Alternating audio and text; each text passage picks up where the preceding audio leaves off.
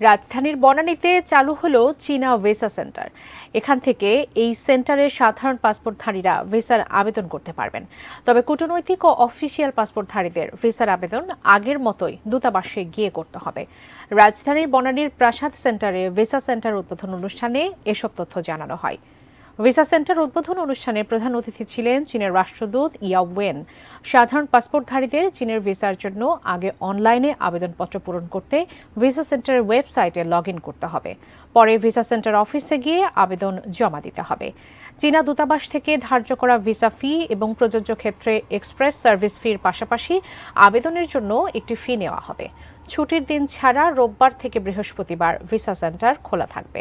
আবেদন জমা এবং ফি জমা দেওয়া যাবে সকাল ৯টা থেকে বেলা ৩টা পর্যন্ত।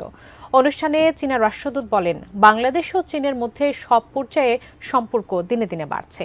সে কারণে চীনা ভিসা আরও সহজীকরণের উদ্যোগ নেওয়া হয়েছে।